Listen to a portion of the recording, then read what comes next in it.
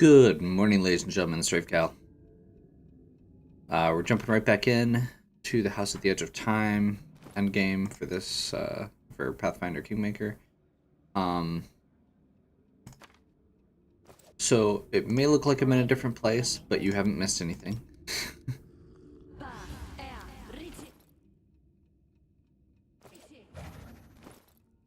I ended with a rest, and all I've done so far is go upstairs to save you from having to watch me walk through the same empty area a second time. So at this point, we're looking for the place to put the keys. We've got the 3 keys we need. And I think it's just this door. It is.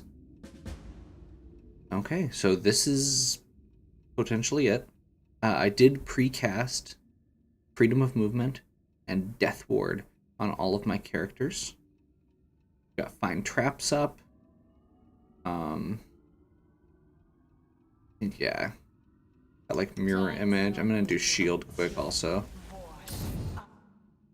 Just in case.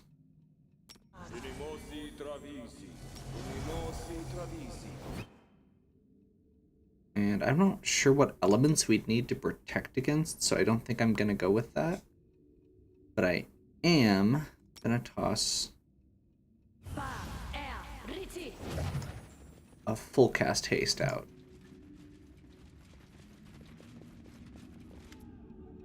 You. The mistress punished me for failing to deal with you. And look, her favorites, the Gnurly Witch and the Wriggling Man, have also failed. If you stop attacking me, I won't hurt you. Not of me. Did I not tell you that the shadows behind your back is always her? And the sound of footsteps in the dark, always her. Turn around. My hound, you have run so long to finally meet your mistress.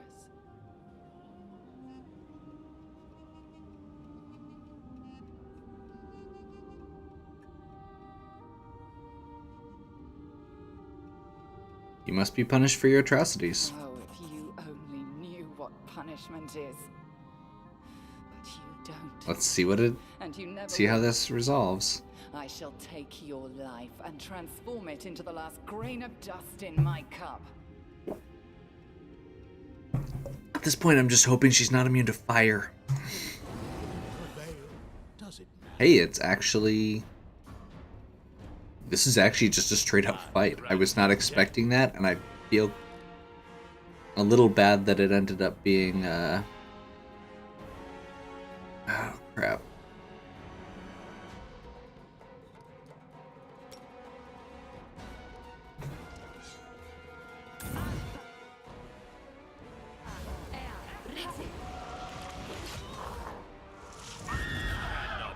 Well, the Banshee should be almost nothing because of slow. Let's toss out our big effect here. Looks like she did a dominate effect on Valerie. Domination, 10 seconds is all that lasts though.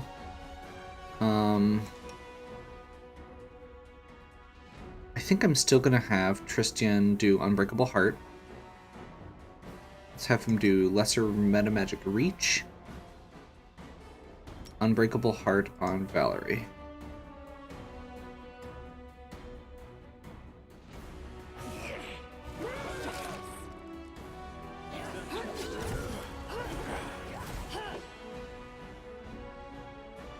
Ember.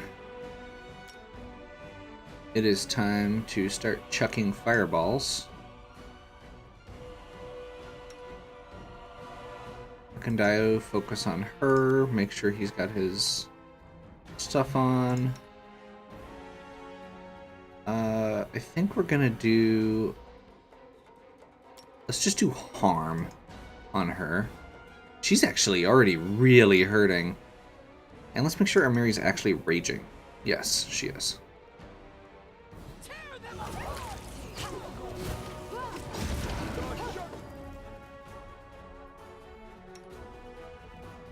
classic for a reason.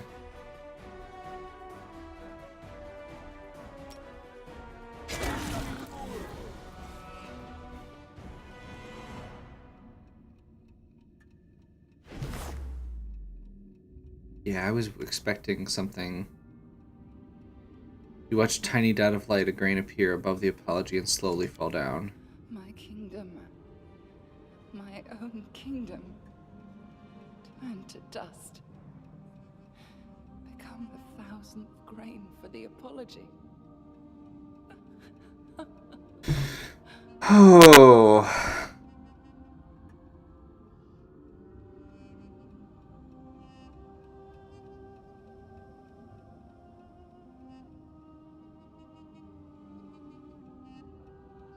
Let's give her a chance to talk. What would you have me do? Ask for forgiveness? Beg for mercy? Oh no, I won't beg. I know better than anyone what it means to lose and lose everything. I didn't ask the eldest for mercy as they laughed at my foolish boldness. I won't ask you either. You are my reflection. Just a little luckier. If ever you stand before immense power sweeping away everything you care for, don't bow down, just as I didn't.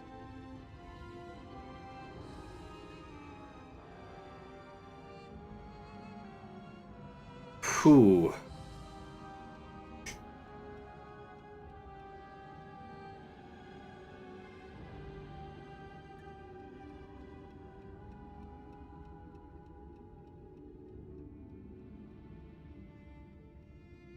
So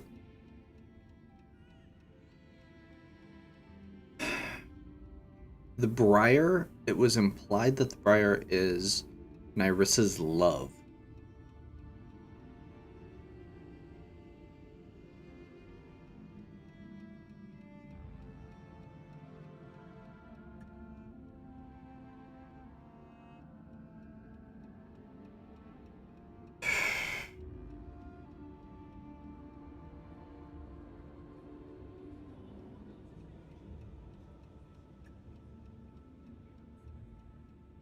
So I think giving it back to her might make sense. I looked for it for such a long time. So long that I forgot why I needed it. But you, why do you want to return what I lost to me? Because I want justice. It's part of your soul and it has to be returned to you. What does justice mean in matters of the soul? In the games of great powers, in the beating of a living heart? It's just a word, and nothing more. If that's all that moves you, then forget it. I don't need this gift.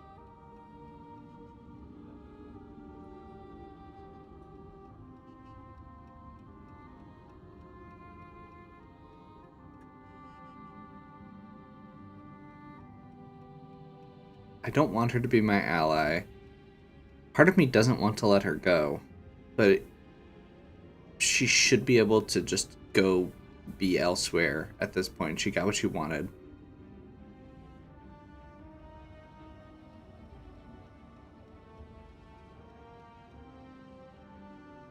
Is this mercy? Or a cruel joke that I do not understand? Let it be. I accept your gift. I'll go to the trial of the eldest and give them the apology. It represents thousands of years of insanity. This must end.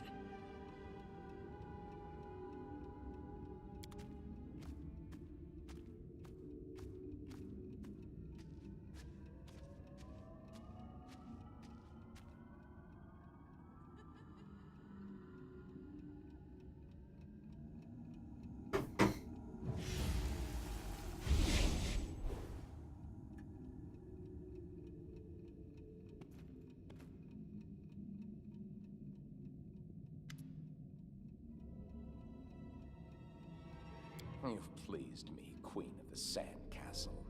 Now that the performance is almost over, we can take off our masks. Although I'll be sad to part with them. I am a voice from another world that you've heard since you first set foot on the Stolen Lands. A harbinger of doom and change. Oh boy. I am dust and echo, a memory of the past. I am the one who revealed to you the truth about the fallen goddess, who gave you the light capable of dispersing the mist. I am the one who began this story, and I am the one who will end it. I am the eldest of the First World. I am the Lantern King. Oh boy. Self-appointed god of the First World. Wasn't it enough for you to witness the hardships to which Nyrissa doomed innocent people? All because of your curse? Leave us alone. You, a creature from the mortal world. You are just one of thousands of waves born in an ocean of my creation. Played your role well. So go, return to your fragile house, live your little toy life. Forget about the nymph Nyrissa and the matters of the What? First World. It's the most precious gift I can give to you. And I shall press on. The finale of my play draws near. Of his play. What do you think this is? A game? Wait.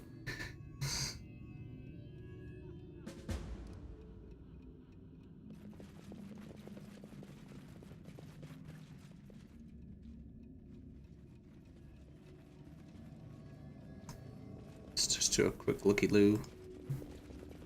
Look ahead. Some other way needed. Regret life choices. Be slightly angry at the game again for not letting me keep all my characters. Follow my lead. Make sure that door's unlocked just in case we need another entrance later. Because I'm still being paranoid, and I think this is going to be the exit.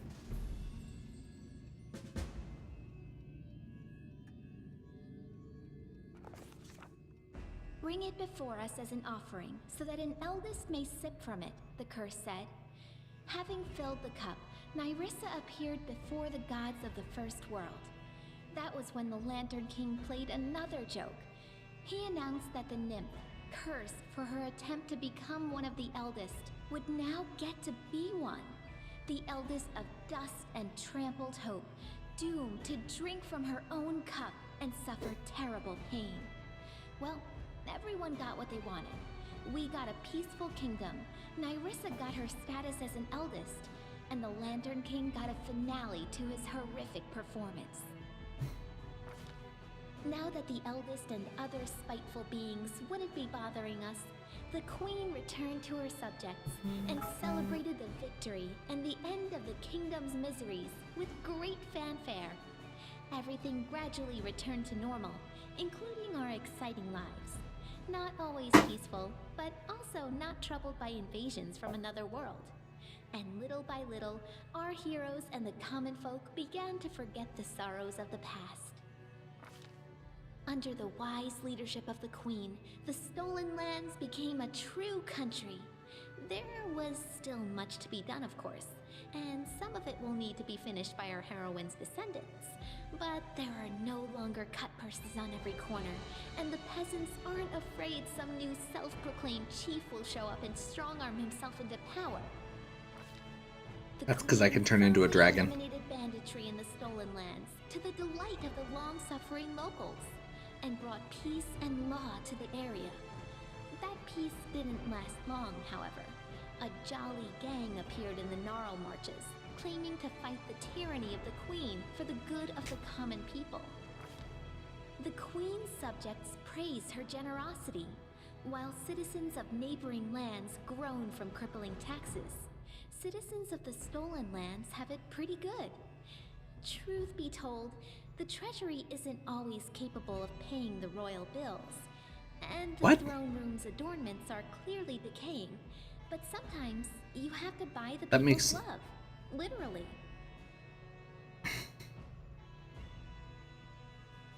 Huh. Okay. I guess that doesn't really take into account the stupid amount of money I had at the end, but okay. Who'd have thought that some tiny barony founded in in the Stolen Lands by an adventurer would become a real kingdom, playing a prominent part in world politics. Of course, not everyone likes the proactive stance of this young, bold state, but the fact of the matter is, they can't afford to ignore the Queen and her diplomats. So, I like the fact that this is giving you a summation based on all of the decisions you made in this game. I'm not going to go into an extensive rant about about Mass Effect 3 here, but it feels very good, especially for a game this long, to realize that all of the decisions you made along the way matter in the way your ending is shaped, even if it's just minor. It doesn't come down to one decision. I will also just say real quick, I did look it up. There is a good ending, and I did not qualify for it. Or a best ending, true ending, whatever. We're not going to go back and do that right now. But it's good to know for if I ever do a second playthrough, because it seems like it's very complicated to set up correctly. The Queen became a true patron of fine crafts. Over time, the castle treasury filled with wonderful gifts from the best masters in the area. Armor, weapons, even magical artifacts. And the collection is still growing. I'm guessing that there's an alternate for this if you'd actually completed all of the quests. I think I skipped 3 of them because I didn't like the moral implications. No kingdom can function without its nobility, and the kingdom in the Stolen Lands is no exception. Landowners, ready to share the burden of ruling alongside the Queen, grew to be more and more influential over time.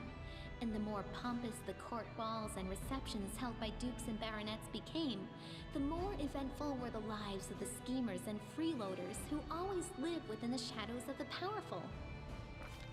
The feud between Brevois North and South, which had been smoldering for ages, finally sparked the fires of civil war.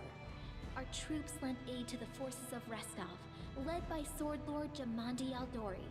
After several bloody battles, House Sertova was forced to recognize Restov's independence.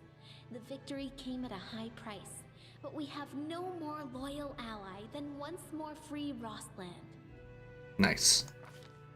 Led by careful, level-headed Dugath, the Tiger Lord's tribe reunited and started to lick the wounds left by the erratic Armok. Little by little, they once again became one of the strongest mercenary armies in the region. Dugath always assured our queen of his friendship, but the queen always stayed on her toes, understanding that anything could happen when that old fox is around. Okay. Pitax almost returned to its former state, a joyful city filled with beers of dubious quality and deals of questionable legality. The old trade houses lost the crown, but they retrieved the property Iravetti had taken from them. Soon, Pitax became almost like a second capital in the kingdom, a thriving city through which rivers of money from across the region ran. Unfortunately, we get much less of this money than we would like. Governor Lyachenza turned out to be helpless against widespread embezzlement. That's fair. Self-administration turned the Academy of the Arts into a strange place. The court sycophants were quickly ousted. It turned out they weren't welcome when there wasn't someone like Iravetti constantly ordering odes to themselves. In their place came a motley, unpredictable crowd. Eccentrics, fashionable authors of popular prints and cheap novels, charlatans, scribblers with delusions of grandeur, as many as 3 feuding experimental theaters, and even a few truly unappreciated geniuses. The Academy is not only highly esteemed, there's no place like it, even in Absalom. Nice. Trolls and kobolds, 2 of the most savage native peoples living in the Gnarl Marches, were completely exterminated in the region. The forest paths became much safer, and the peasants' cattle have stopped going missing. Okay.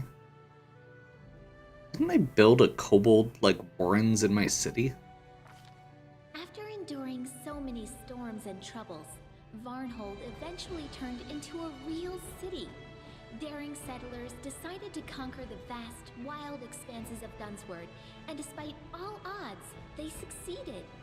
The modest colony that almost vanished at the hands of an ancient lich turned everything around to become a thriving city with lively river trading.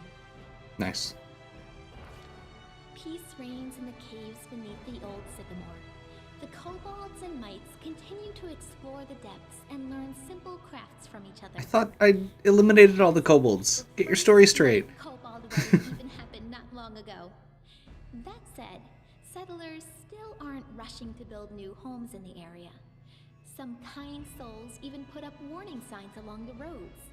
Beware, traveler. Steer clear of the old sycamore. Another inscription soon appeared over the sign, though. No keep going treasure ahead honest. Oleg's trading post continues to thrive, attracting even more travelers. Much to its owner's displeasure, a small town is springing up around it. Despite Oleg's grumbling, he and his wife are well regarded by everyone, and Svetlana was even elected town chief. Jod remained loyal to the queen to the end of his days, healing the sick and generously sharing his austere wisdom with anyone who wished to hear it, and some who didn't. Having fulfilled his duty to the ruler, Erastil's priest peacefully departed this world, surrounded by friends and disciples. Okay. Having participated in Lamashtu's ritual, Olika gave birth to a strong and healthy baby. Sadly, the child grew into an unruly and violent adolescent. Having maimed a peer at just 10 years of age, the boy escaped to the Gnarl Marches, fleeing the rage of a mob that tore his mother to pieces instead. No one knows what happened to the lad, but Wow. legends of Lamashtu's child, who sometimes kills lost travelers and sometimes leads them to safety, are passed on by word of mouth throughout the area. Okay then. The lizard folk of the Longtail tribe returned to live on the shores of Candlemere, but they couldn't return to their ancient way of life. Living alongside people, the lizard folk adopted their behaviors, habits, and even religion. More and more of the Longtail tribe pray not to the spirits of their ancestors, but to Erastil or Gorum. They even began to forget their original language. I hope someone writes down their songs and legends before they all sink into oblivion. The goblins who put so much effort into preserving the Queen's lands obviously felt that gave them the right to do whatever they wanted in the kingdom. Travelers are careful to move in groups when they can, and any peasants who spot at least one particularly toothy stranger immediately raise the alarm. For if you see one goblin, there is likely a whole gang. The Sweet Teeth departed on a journey, hoping to see as many wonders as possible of this world and others. They keep sending us news from every corner of the map.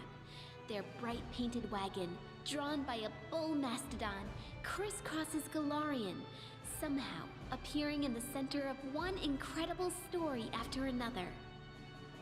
Okay. Evindra was glad to see the Lantern King's plans turn to dust. She spent some time helping restore the kingdom after the calamity, then returned home to the First World. They say the rebellious spirit of her cousin Nyrissa awoke within her as well. Evindra is said to recount our story to the Fae, encouraging them to question the power and might of the eldest. Nice. After the victory, the storyteller abandoned his affairs and began spending a lot of time alone in contemplation. He eventually bid farewell to the queen and left her lands. But I suspect the inhabitants of Galarian haven't heard the last of this mysterious traveler, for his own story is hardly finished. Huh. The ancient artifacts gathered by the queen built the foundation of a museum collection that has become famous even in far-off Absalom. So I'm actually really curious. That comment about storyteller and actually, now that I'm thinking about it, some of these that comment about the Sweet Teeth having their wagon and being the center of many other adventures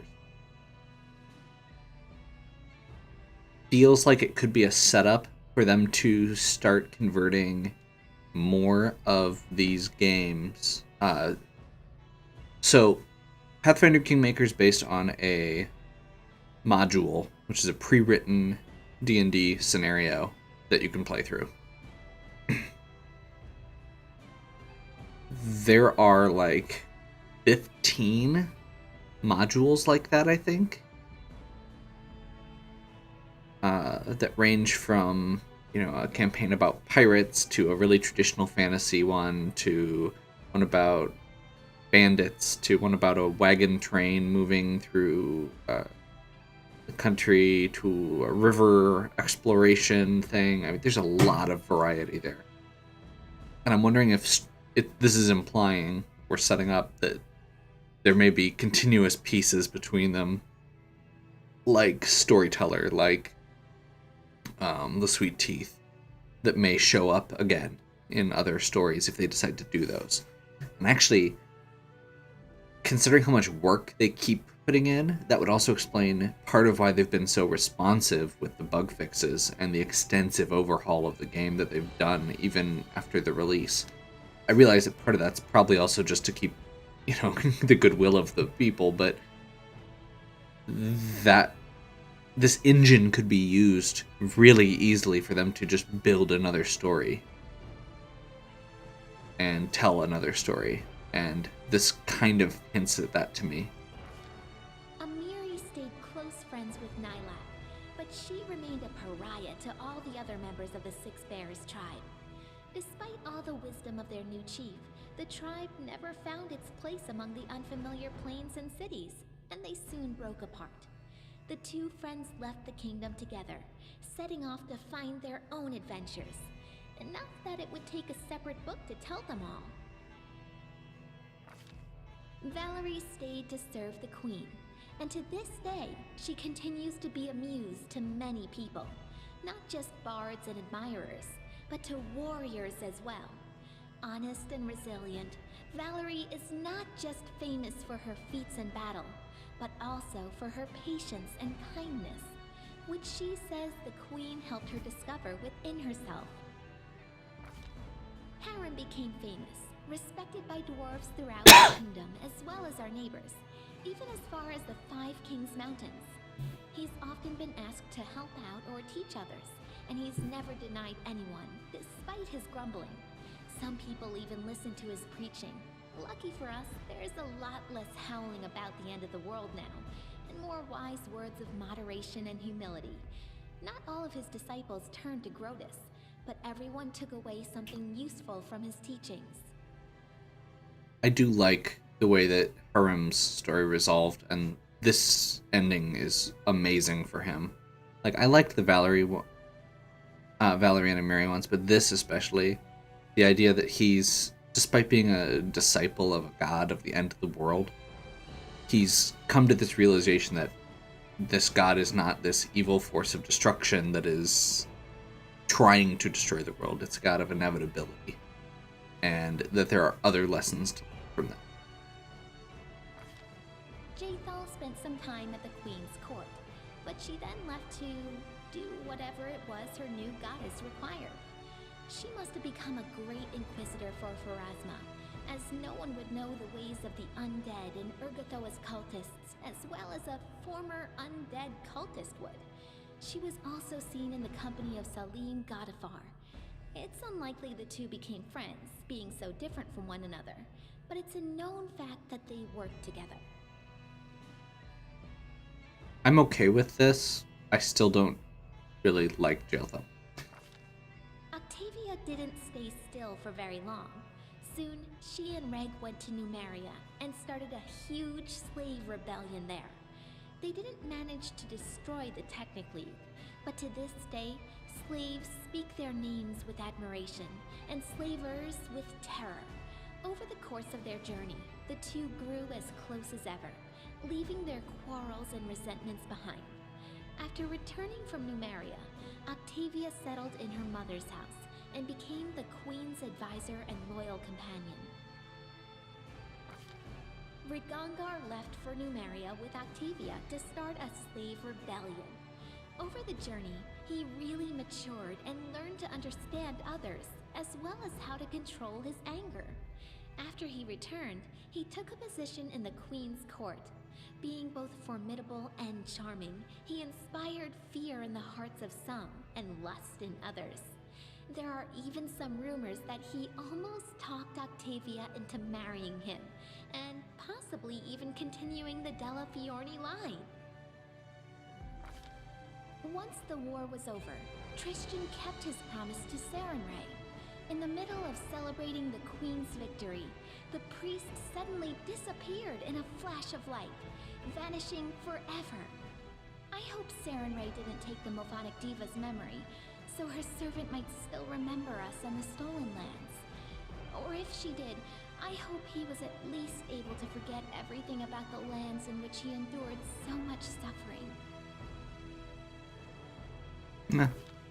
After the war ended, Ekin hung his bow on the wall and traded the path of the ranger in for the craft of the carpenter. It Nice. may not be the most heroic ending to a tragic story like his, but as Torag is my witness, Ekin's happy with it, as is Alina, who became his wife and is bearing his child. Any baby born into this family will be pretty lucky, since the Queen herself still visits her old friend and will likely become the child's patron. So, no, I feel like this is pretty good, but Elena was really creepy early on. Jubilost returned to the life of a traveling explorer, frequently visiting his favorite kingdom. He said so himself. His famous work studying the First World all opened with a dedication to his longtime companion, the Queen. Sometimes, during Jubilost's performances, all kinds of chaos would break loose. Viewers turned into unicorns, or would be teleported to the top of a cliff. Later, Jubilost would be seen arguing fiercely with a pretty gnome named Nerd. The arguments looked very sweet and intimate. Okay. As for Knock Knock, apologies, I mean Hero Knock Knock, he continued his questionably heroic efforts in the Stolen Lands. Despite whatever mess he fell into, no matter the danger he leapt into, he always seemed to scrape through just a little better off than before. Like true heroes, he simply never gave up, struggling on and meeting the challenge of each new day with a spirit that no mishap or misfortune could ever quell. Kalika has become calmer and Hey, that's how you wiser, pronounce that. and her friends no longer hear her singing by the fire anymore. If she does write poems, she keeps them hidden away. She doesn't quarrel with her sister, but perhaps because she's grown weary of fighting, and not because they've truly made peace. Canera's precocious spirit seems to have evaporated. She doesn't jeer and mock others as much as she used to, and her friends mourn her sharp wit. She's grown amicable with her sister, but her liveliness, emotional tantrums, and deep caring have given way to a calm, almost businesslike acceptance. Okay. Despite all the woes that befell the country, our queen remains a strong leader. Many noble houses from neighboring lands wouldn't hesitate to be related to her, and they regularly send a variety of marriage proposals. I really hope that's not all that they're leaving that on. As for myself, the Yep. author of this book, Wow. Lindsay, who never chose a pretty nickname, I'm still here, inside my creation within the Capitol Library. I live just like I always dreamed, surrounded by people and books, and not a day goes by without someone turning my pages. My story inspired many others to take up the quill. My readers have written many fierce books, articles, and pamphlets, flinging truth in the faces of tyrants. What more could I dream of? I hope, oh honored reader, that this story offered you some daring ideas, or at least some entertainment. In any case, it's time to set the final period. This is the one that bothers me the most. Because Lindsay becoming the book seems to come out of nowhere. If there'd been more build up to it, if there'd been more hints that something like this could happen or would happen, I'd be more okay with it. This one bothers me, though. It just feels...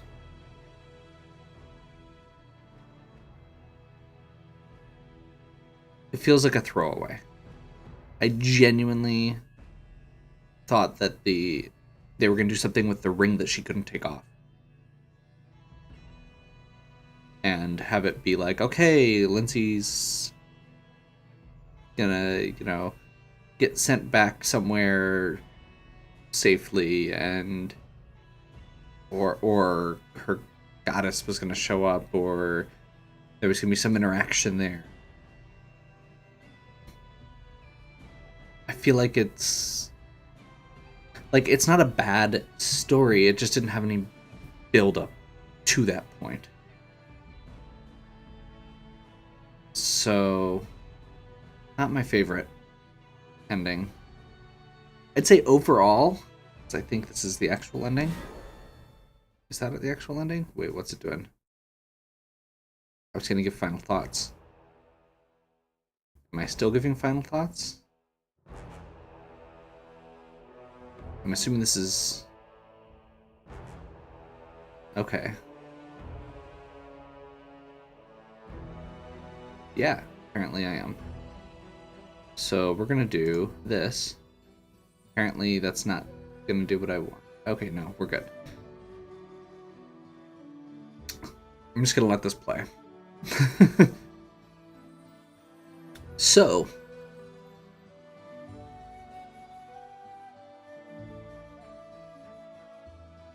final thoughts.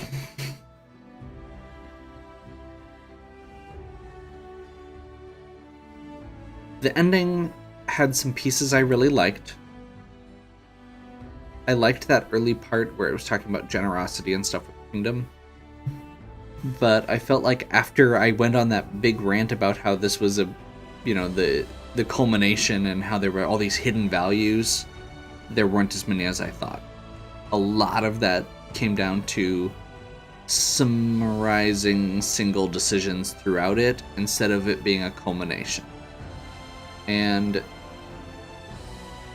while I'm okay with that, I also feel like I would have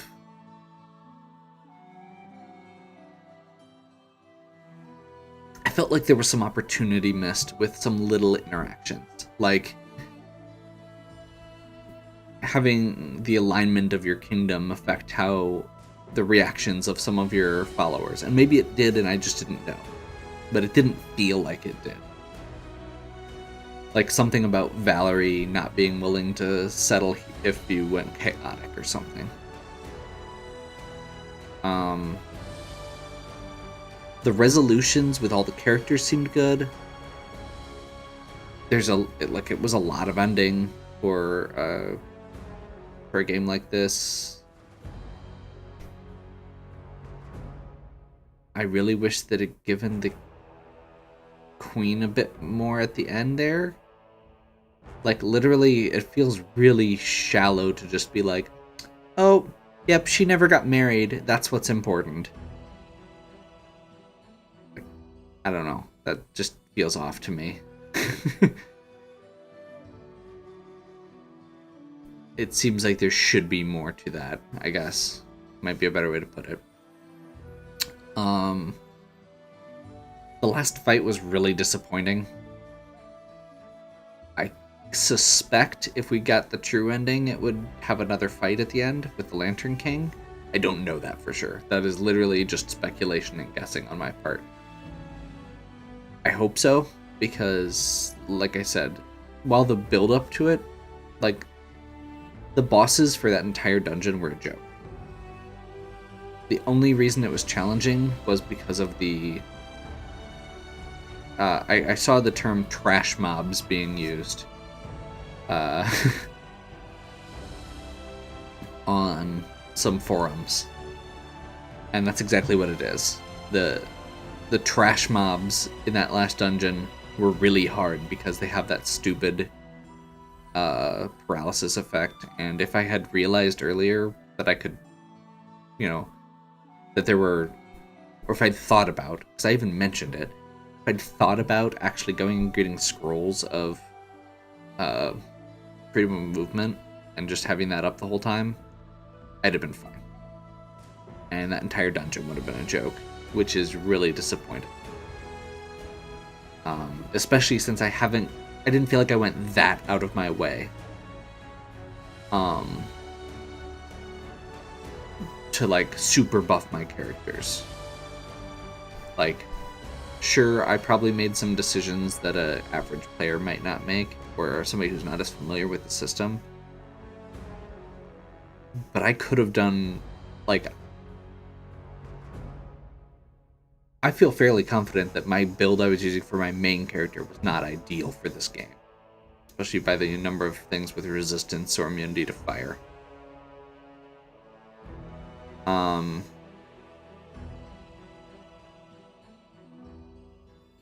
Yeah.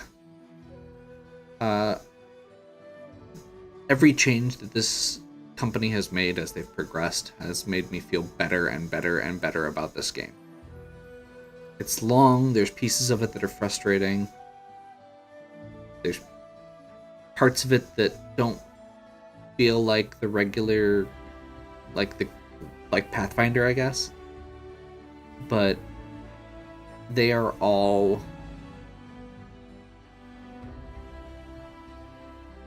something that could be overlooked in the grand scheme of it, or worked around. And that's the biggest thing, is that most of the problems were inconveniences or frustrations, and once you figured out how to work around them, it was fine. So I apologize for some of my early comments, even if they were well deserved. But at the end, I really enjoyed this game. Like, it's one of the most comprehensive RPGs I've played in a long time. And while I did get a little tired of it by the very end, I did enjoy it a lot. And I will probably play it again at some point in the future. It's probably going to be a while. Like,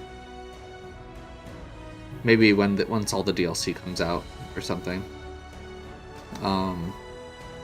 Maybe not. But yeah.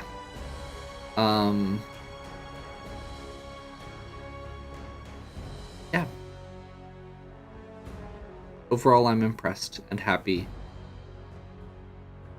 I enjoyed the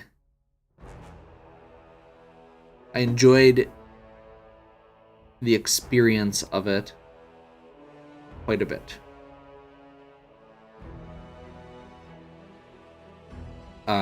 As far as what's coming up next, I wanted to finish this game before I started anything else. I'm gonna look into at least one more platformer, and I'm probably going to be starting Final Fantasy Tactics next as my next big game. So it'll be some more politics and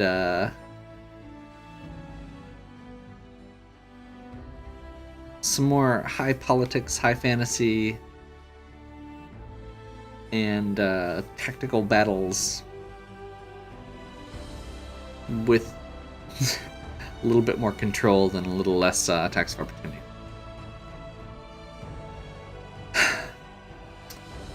And apparently we're at the end. You're welcome for playing Pathfinder Kingmaker. Thanks, game. Hopefully you all enjoyed. If you did, please give me a like and subscribe. Check out the other content on my channel. If you have any questions or suggestions, please leave them in the comments. And as always, have a good one.